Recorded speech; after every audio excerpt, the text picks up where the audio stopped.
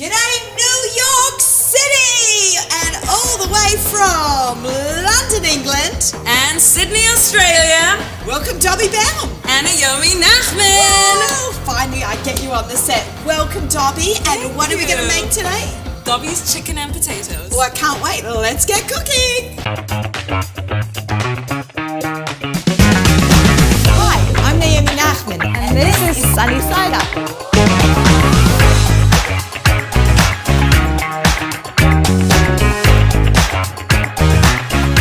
Dobby, I'm so happy to have you on the show. It's been something I've tried to get you for a while, and its timing has just worked out perfectly. Excited. Tell me what's first. So first we have to put the onions and the frozen garlic cubes. Frozen garlic cubes. Where do we keep frozen garlic cubes? We keep them in the freezer. Oh yes. Cut. Okay. And we're back with the garlic. Okay. I love frozen garlic cubes. Like to eat them by themselves? No. I probably could smash that on some bread. But I love how convenient and easy they are. Because I'm not a chef, right? So in my recipe you have frozen garlic cubes. Right, but I am a chef and I love the frozen garlic cubes. Nothing like a good cheap. Okay, good to know. Nothing like the fresh, but these are Hashem's next best thing. Okay. Amazing. So layer all the onions at the bottom of the pan. Oven to tableware. Like use an oven to tableware dish or pan, disposable. Yeah. Okay. Exactly. All right. So, and then we put 2 garlic cubes. It doesn't really matter where it is because the flavor will seep in anyway. Okay. So 2 or as many as you like. Yeah, exactly. Do you like it more garlicky? Then we put the oil in. A third of a cup. This is a third of a cup of extra virgin olive oil. Yes. Always yummy. I love it. Okay. Okay. Just going to mix that around. You always want things evenly cooked. Yeah, you want the oil so you just mix it around. Exactly. And smush that garlic once it's defrosted a little bit. Then we are going to put the chicken on top of the onions. Just place it on top like that? Just place it on top. Okay, I love the simpleness of this dish. It's all in one pan. So like you can do this for a dinner like now in the winter when it's like cold. And it's easy. And you're like a really busy mum. You're an entertainer. You do women's performances and you teach voice every day. Lessons. Do you think you could give me a voice lesson?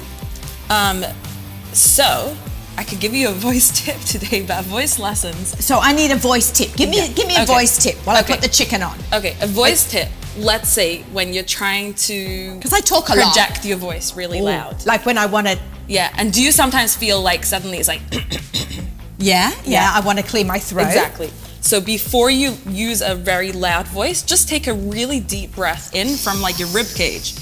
Like that? No, so like shoulders down. Okay, shoulders down. You put your hand by your waist. My hand by my waist. Feel the air going into your waist and you take a deep breath. And then now you can scream. Clean your room! Is that okay? So you could really project your voice. Like you could go louder than that. And then you won't feel that because you're taking that good deep breath. Good to know, to know. I'm glad I'm sure my kids are very happy that I had a vocal lesson with you today. Yeah. I'm not really a singer, I'm more of a screamer. Right, so do you know sometimes people like ask me like, oh, so could you teach my daughter like how to sing in one lesson? I'm like, you can't teach someone in one day. Like voice lessons, you see progress, minimum 6 months you have to give yourself. It's really a slow process. Yeah.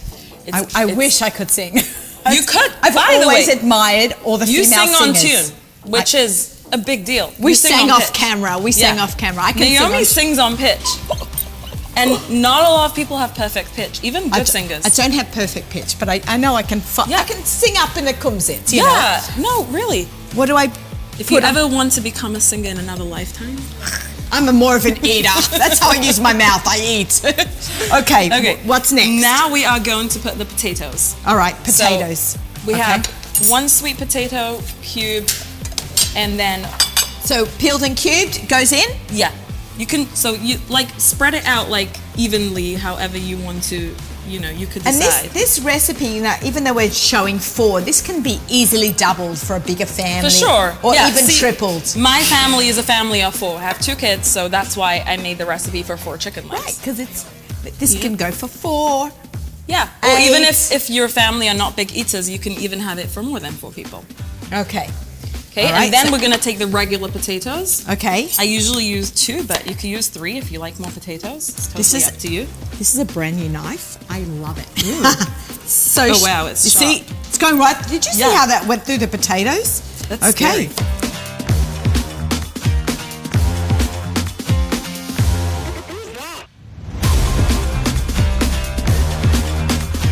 I come from a Hungarian family, so most of the food that I grew up with is like traditional food. Like, you know, what's traditional?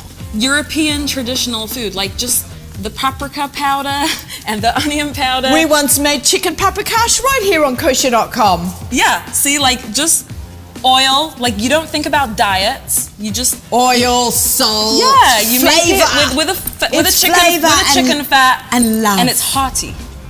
Right. Yeah, hearty. It's hearty. I know, I'm making fun of your accent, but I've got one too. What to the Americans, that we have accents. To each other, we don't have accents, I know. Right? Even though you're British and I'm Aussie. But I feel at home when I talk to you. Right. Right? Yeah, because it's more common. We have a lot of common words. People tell me all the also. time, are you from Australia? And I'm like, you know what, it's a compliment. Right. Well, people ask me if I'm British, and I'll say, no. I've never been to Australia. Oh, okay. Actually. I've been to England a bunch. We'll have to. I'm sure they would love you to come. It's on my bucket list because every place should be on your bucket list, but Sydney's really beautiful. Yeah. I mean, yeah. Sometimes we have Sydney there one day. Sometimes we have Sydney in the background. Oh, that's okay, cool. So now we've got our chicken in and our pan. Potatoes. Okay. And now the spices. Okay. You can choose whatever order you want to put it. Okay. It is really no difference. We're going to start off with some salt. Okay, salt, and is it garlic powder, onion powder? Garlic powder, onion powder, paprika, this is something and black pepper. I make. My kids have something like this. They call it pink chicken. So I like to put a lot of garlic powder, onion powder, and specifically. So I should add more. Yeah, I like to put a lot because it comes out like really flavorful and juicy. Okay. We call this pink chicken in my house, something Why very pink? similar because the paprika makes it pink. And I have a house of daughters, so. You know, only girls, and they love. You only want to eat pink. They love pink, everything pink. Yeah. See, I'm wearing pink. I love that. Okay, paprika for the Hungarian So paprika doesn't accent. have to be so much, actually. It's more the garlic. The colour. Yeah, it's more the garlic powder and the onion powder. I like the flavor if I put a lot. Am I supposed to put it on the veggies as well? Yes, also on the potatoes. I missed. Okay, yeah. So let's it's go like back. a one-pan dish. It's like the whole. Okay, so everything gets. I'm just going to take a bit more of each. Yeah. And just go back and get those potatoes. Yeah. Like a little bit of what is they? Shisaran in Yiddish. Shisaran, we say in London. In London, okay. and black pepper? Okay, black pepper. So I don't love a lot of black pepper, so I only put a little bit. But, you know, you could do what you want. You do you. You do you, but my way is I just a little bit. A little sprinkle and it's good. Okay, great. Now we put the wine. So if you don't want to use wine, you can use water instead. Oh, but this is really good cooking wine. This really just, when you use like the Tuscanini cooking wine, it just adds the flavor. A lot of flavor. And this is actually from the Piedmont area in Italy, and I've been there, and it has got fantastic terroir and climate and taste of the climate. Wow. And it's so good. I've gone truffle hunting there. I went to a hazelnut farm there. It's just a fabulous region for I like agriculture. using wine for sure because it's just the flavor, the whole. I went to, of course, a winery there, but they have really good agriculture there. I love that. Just like this? So it's like, use like a whole cup. You want it, the point of this dish is you want it to be really juicy chicken. You don't want it to be like dry and like you can barely scrape it off your fork. Well, the one thing about bottoms is they really hold their moisture and flavor. I find that tops, I know that a lot of people are, you team tops or team bottoms, or what do they say, white or dark? I feel that bottoms also just, they're so durable and you can't really ruin them. Right. So should I just put a bit more spices on top?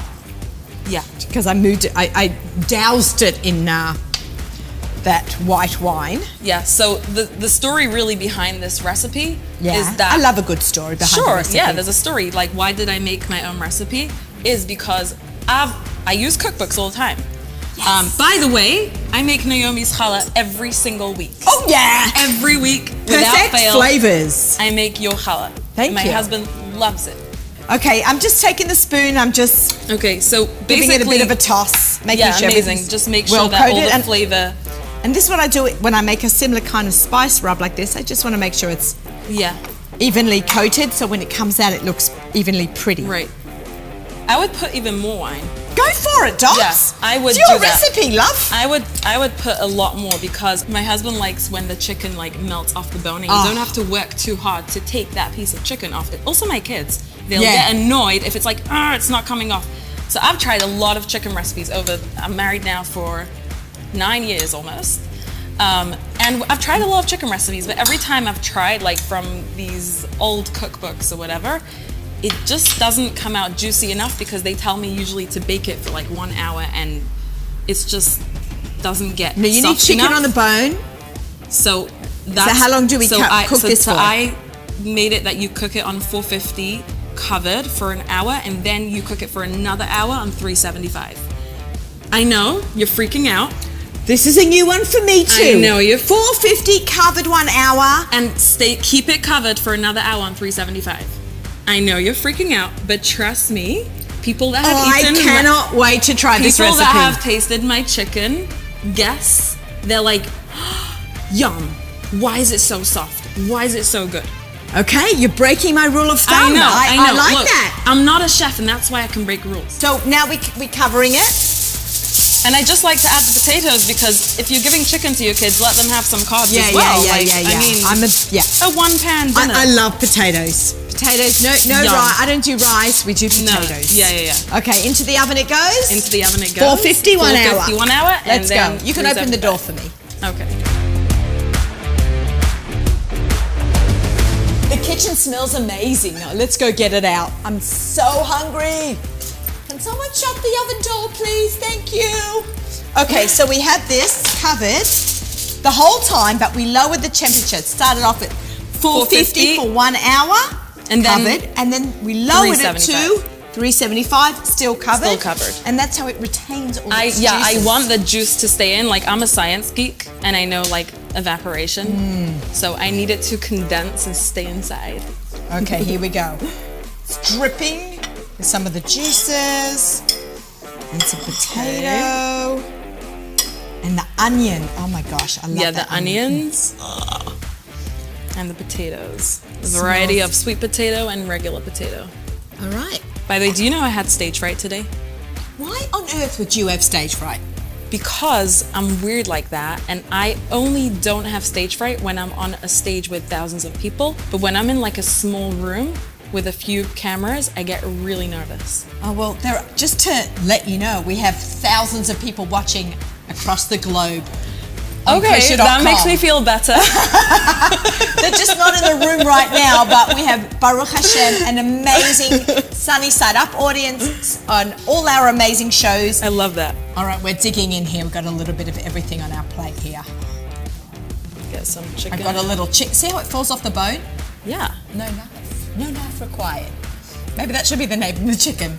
The Teavon. Okay. The Chaim. Wow. But that's not normal. You blew my mind with the way you cook with the chicken temperature. Unreal. Thank Fantastic you. I was recipe. nervous. I'm like, I'm cooking in front of someone famous. You famous. Guys, this is amazing. If you want, you can throw in some beautiful garnish on top. This was a fabulous recipe. Thank you so much for joining us, Dobby. Thank you. It was a pleasure to have you here. And for recipes and more like this, go to Kosherdotcom. Thank you.